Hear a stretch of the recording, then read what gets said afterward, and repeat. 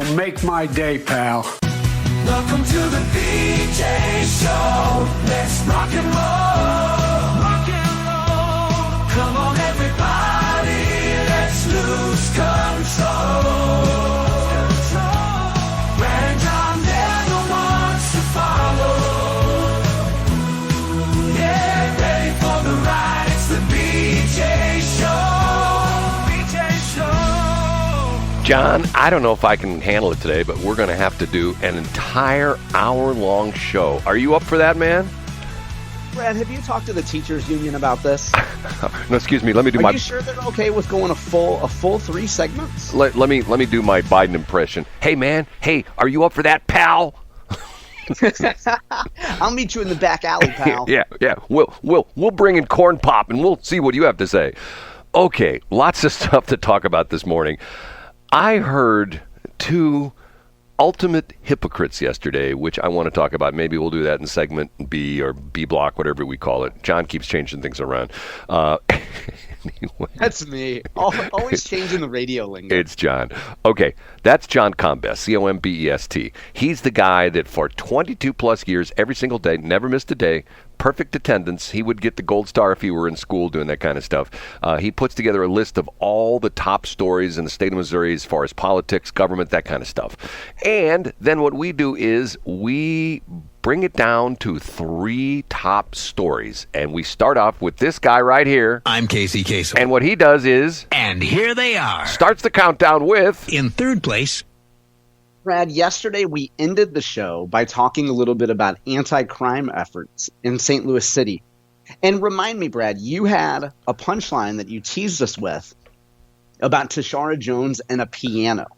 And I don't know what the punchline of that's going to be. Can you share that with us? Wasn't the punchline. It was when Freeman Bosley Jr. was elected the first black mayor of City of St. Louis. This got to be a quote that was on all sorts of national newscasts. He says, "It takes black and white keys to play the piano." So in other words, oh, that's nice. I don't know if I got the quote exactly correct, but essentially he was referring to the fact that the piano has black and white keys, and he was the first black mayor, and essentially, you know, that in order to make some music in the city of St. Louis, we need the blacks and the whites. But that was the reference I made. That. That's a little before my time. Yeah. Not to be confused with the Black Keys, which is a popular band. Right. But that was among the hip. Yeah. And go ahead, Brad. I'll see if I can find the story for it and send it to you. It's probably in somebody's archive. Hey, speaking of delicious hips, Alexa Zotos at Channel 4 did a sit-down interview with Mayor Tishaura Jones about crime. Did you see this on any of the socials yesterday, Brad? Okay, well, John, when you chop this up, and make sure you put a link to Mark Reardon on this, okay? I listened to this yesterday on Mark Reardon show on 97.1. He just hates her. He calls her one of the most biased and uninteresting reporters because apparently her interview with Tishaura Jones, she was asking like, "What color dress do you like, Tishaura? What do you think of the new bike lanes? Isn't it nice that the arch is made out of stainless steel?" I mean... Apparently. I see what you're saying. Hey, listen, I would suggest folks go to my website today and they can find a link or go directly to KMOV. First Alert 4 now, I think is the name. Yeah, and watch it for yourself. The interesting thing, and let me flag this too, I don't think Channel 4 offers an unedited version of it. I think the quote-unquote full version is only like 3 minutes, 45 seconds, which is what I had up today. I looked for a full unedited interview. For example, Mark Maxwell at KSDK will link to his full interviews, kind of the unedited version. And Channel 4 doesn't do that. It kind of makes you wonder why, right, Brad? Right.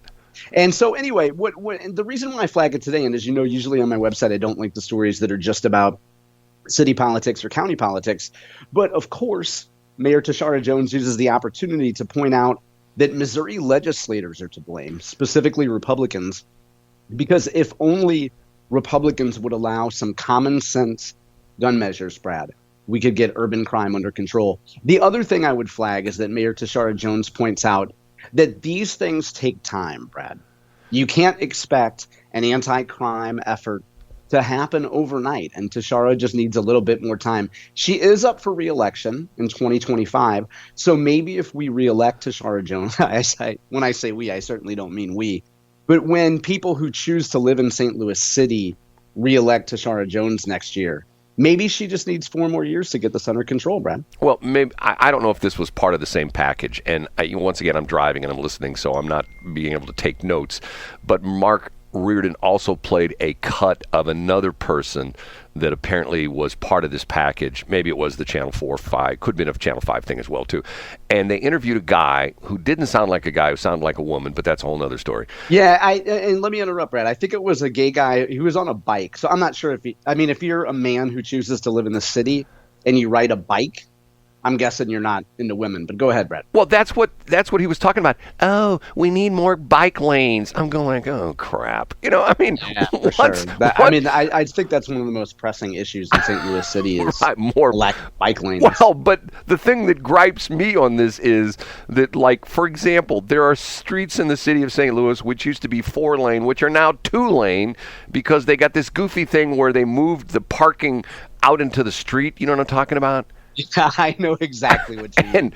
And it's like, okay, so they do this in Clayton now, too. I was just going to say that Clayton has been polluted with these bike lanes as well. Yes, and there's never anybody in the bike lanes, and they've taken 4 lanes of traffic, made it into 2, and it's like, matter of fact, there was a deal years ago when they resurfaced Baxter, which is a major artery out there between like the mall, between like the Chesterfield Valley area, all the way up to like Clarkson Road. They resurfaced that entire area, and there was a movement out there to knock it down from 4 lanes to 2 because the bicyclists wanted their own lane.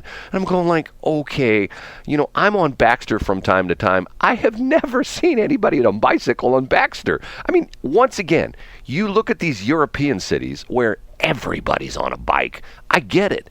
But here in the St. Louis area, I mean, this time of the year, you'd think, nice weather. Yesterday was a beautiful day. I was in Clayton yesterday. I didn't see one stinking bike anywhere. Yeah. Anyway, keep going. So that's the number one story. But I would suggest folks listen to. Now, here's the thing. If I was a part of the mayor's team, this was executed perfectly. You get a reporter who will ask you some pretty basic questions. Let's be fair. Some pretty basic questions about what your plans are. And then you can say, hey, listen, I've talked to the media about this. I've answered questions. I gave Channel 4 an exclusive interview about my plans. I'm open about this, right? Like it's a good move by the mayor. John, you said that was number 1. That was actually number 3. Number 3, that's right. That's number 3. Okay, now up a notch to number 2. Breathless reporting by the Kansas City Star today, Brad. Let me read you the headline. As Missouri GOP candidates target migrants, would KC area bear brunt of future action? And you'll love the lead of this, Brad. A Missouri candidate for governor, your favorite, Brad, said he'll issue an executive order to arrest every illegal immigrant in the state. And the KC Star boys go through and they point out all the rhetoric, Brad, all the hateful, hurtful rhetoric that Missouri Republicans are lobbing today in their primary campaigns, and it's not very welcoming to these newcomers, Brad. And the lead of the second paragraph is, as Missouri Republicans lean to an aggressive anti-migrant message. So Missouri Republicans speaking about illegal immigration is hurtful, Brad. And also the Kansas City Star wants you to know that all the rhetoric about KC Mayor Quinton Lucas is not true. And in fact, their poll quote here, let me pull it here. Missouri Republicans have repeatedly distorted Quinton Lucas's comments about migrants. Brad, we talked about this a while back, the controversy about making KC a quote-unquote sanctuary city, and whether that's accurate or not. So the good thing about this story is, and to the reporter's credit, they went out and they talked to a woman her name is Carla Juarez. She's the executive director of Kansas City-based Advocates for Immigrant Rights and Reconciliation. And they get some quotes from her about how hurtful the rhetoric is. We're going years back. It's like we're going back to the 1950s, she said. And then they also interviewed State Representative Ashley Awney, who says that she is part Hispanic. And she says that a lot of this rhetoric, not only is it hurtful, but it's also dangerous. And her quote is, "What we know is that when rhetoric around minority groups being criminals rises, hate crimes rise. People feel emboldened to act on their bigotry," said Awney. So that's a good reminder, Brad, as you're out and about today. If you see any lawn care crews, they do that gimmick where they park in front of not the home whose lawn they're mowing, but the neighbor's lawn. Don't flick them off, Brad. Just give them like a friendly wave, right? Like Carlos is just trying to make a few bucks. I love those guys. They're hard workers. I do too. Listen, they're up early. They're hardworking guys. You don't see white American teenagers out there cutting the grass. Can I tell you a story? Yeah, please do. I know a guy, this is, 7 or 8 years ago, and I haven't talked to him in a while, but runs a lawn care company. And we were in a meeting, and he was asked directly about this. And I can almost remember almost word for word what he said. He says, when I get the Mexican guys on my crew, they work. They don't stop. They work no matter what. The local guys, the local guys I hire, the American dudes, they got to take a smoke break every 15 minutes. They got to call their girlfriend every 25 minutes. They got to get a glass of water every 35 minutes. He says the Mexican guys just work. It's yeah. It's going. Now, Brad, to suggest that a work ethic is specific to one particular demographic group, you're sounding a lot like Christian nationalist Josh Hawley over there, Brad. Have you been listening to Josh Hawley speeches? Once again, we talked about this yesterday. That I hate the term dog whistle. Christian nationalist is dog whistle for white supremacists, correct? Isn't that essentially? That's right. That's exactly it. Yeah. You can't talk about how the United States was founded as a Christian nation without putting on a white sheet. Our creator, which is, all over the Declaration of Independence, God and stuff like that. I mean, it's all over the Declaration of Independence and our Constitution, but yet, we can't even talk about that anymore. Okay, number one. Hey, Brad, when we talk about the Constitution, that leads nicely into story number one. Which is? The number one. Right now. A whole heap of fascinating stories about the Missouri Attorney General's contest, Brad. Now, I hate to pat myself on the back, but I told you months ago that the most fascinating contest, the most interesting, and maybe the most expensive would be the Attorney General primary between Will Scharf and the current Attorney General, Andrew Bailey. A whole host of stories up today. They're led by the fact that the new Will Scharf campaign commercial shows him setting ablaze a bunch of liberals' anti-Trump court documents. Have you seen this one, Brad? I have not, although I have seen the Bill Eigel one where he's back with his flamethrower again. Have you seen that one? Oh, yeah. That's that one's fire, as the kids say. Right. So check out these pieces. Of course, Will's campaign commercial garnered international attention. You can imagine how upset liberals are. First of all, anytime a man holds a gun because, they get real triggered by all that stuff. And then there's a number of other stories about the AG race today. Jason Rosenbaum sat down with Andrew Bailey and talked about his record as Attorney General, what he would continue to do, talked about the primary. I have a link up to that today. Whoa. Hold on a minute. Hold on. Do you mean to tell me that Andrew Bailey took time off from 97.1 to be on KWMU? Well, 97.1 is preparing for that debate, so I think they've had part of their office cleared out because it's kind of an all hands on deck. Tonight, Brad, at Parkway West High School, 97. It's 6:30 p.m. at Parkway West High School. Yeah. Annie Fry is moderating a debate between some of the governor candidates, and we can get back to that in a minute there. But I would point to the Attorney General stories up, and I have them. It's a wide gamut of stories. There's also a piece about the fact that a group called Freedom Principle Mo, who we've talked about before, they're saying that Andrew Bailey has not been investigating or has not been hard on Pfizer because of Pfizer making campaign contributions to Andrew Bailey. So I have that up in the op-ed section. It's a piece that has a clear point of view about Andrew Bailey, so I put it in the op-ed section there. So a whole lot of AG stuff, Brad. That race is going to continue to get nasty and will continue to nastier, I should say, and more expensive as time goes on. Interesting. And the whole situation there is, and let me just sort of typify this and tell me if I'm right or wrong. some people are looking at this as the outsider versus the insider. Isn't that essentially what? Yeah, I think that's a fair way to. I think that's a fair way. That's how Will Scharf's people would certainly depict it. Right. And, I make fun of this, but Andrew Bailey is on 97.1 all the time. Now, the crazy thing on this is that being an FCC guy, because we have these rules we have to adhere to, whenever you have that during a campaign, you have to offer equal opportunity, which means if Andrew Bailey is on for 12 minutes on 97.1 or any radio station, Will Scharf has to have the opportunity to be on for 12 minutes, not necessarily the same 12 minutes, but, in the same show. I mean, the FCC is not that specific that if you have, like, Andrew Bailey on from, like, 1:15 to 1:22, you have to have Will Scharf on the next day from 1:15 to 1:22. But essentially equal opportunity. It's not called equal time. People think it's equal time. It's equal opportunity. And I'm like, you and I've talked about this 2-3 weeks ago. I'm going like, okay, what's Andrew Bailey doing? Is he doing his job, or is he can he get a PR guy to go on these stations? No, he's got to go on himself. Yeah, well, because the stations don't want a PR flack on there. They want the guy himself. And also, I think to be fair, Will spends a good bit of time on Annie Fry's show. I mean, Will's on 97.1 a lot too. I'm going to disagree with you there, because I have called Mark McCloskey's PR flack many times, and he says, I don't want to go on your show. Just have Mark.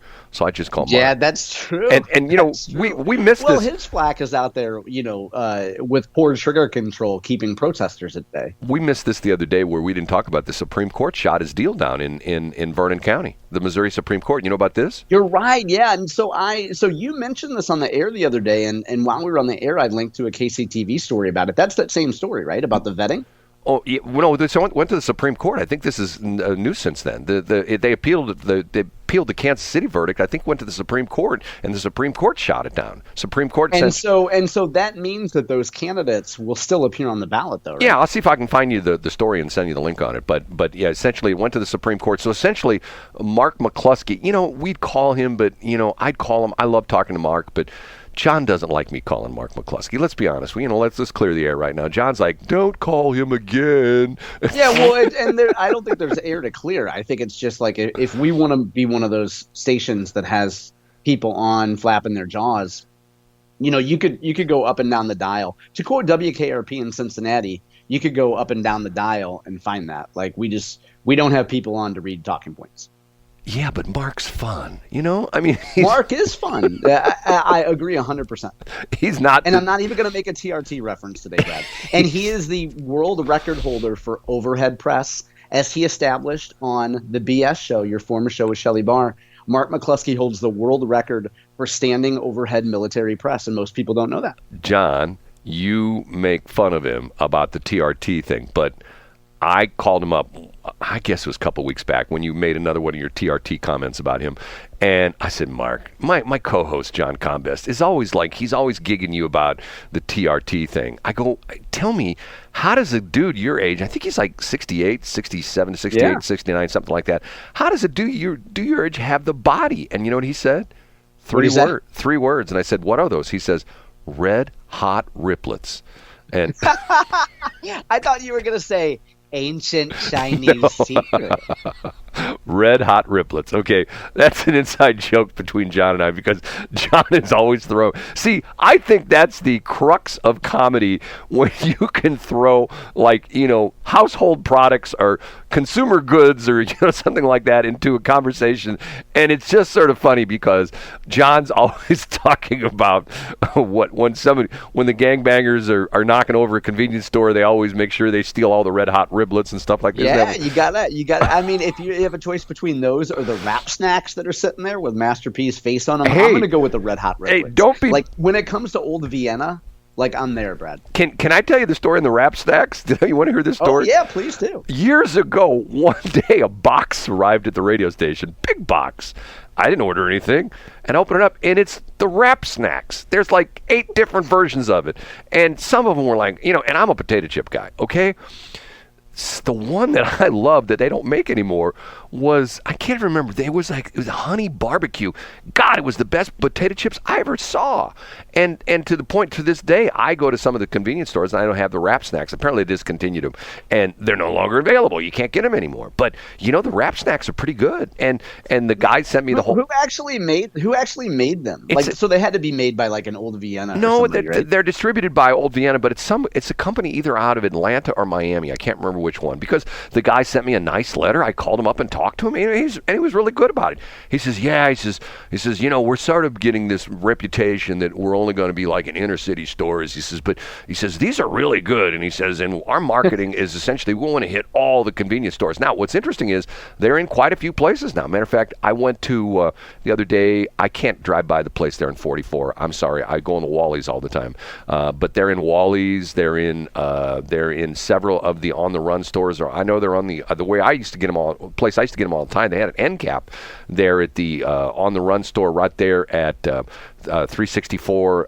first exit as you get off there into St. Charles County. Which if you go right, you're on Arena Parkway. You go left, you go Upper Bottom, which I always think is a great name for a road. There's Bottom. a Mobile On the Run right there. Yeah, that's where I go, On the Run. Yeah, it used to be a Moto Mart. Now it's Mobile On the Run. Okay, the Wallaces, they're buying everything. Okay. Thanks for checking out the Brad and John Show podcast. This segment of the show is brought to you by John Combest's book, Stalking, Harassment, Internet Trolling, A Guide to Recovering and Rebuilding After Online Attacks. It's a great reference if you've ever been the unfortunate target of a social media attack. It's available on Amazon. Just search John Combest. That's Combest, John Combest, and the book will show up in your search results. Now it's time for another segment of the Brad and John Show. Can you handle it?